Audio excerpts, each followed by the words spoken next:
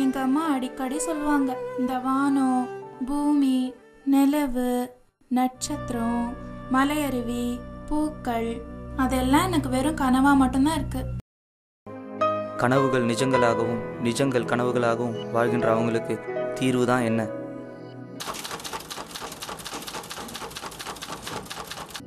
இப்போ இயற்கையை ரசிச்சுட்டு இருக்க என் கண்கள் நான் இறந்த பிறகு எதை ரசிக்க போகுது?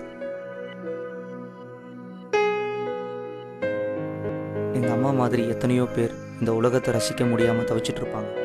அவங்கள யாருக்காவது நம்ம கண் மூலியமா இயற்கையை ரசிக்கக்கூடிய வாய்ப்பு கொடுக்கலாமே.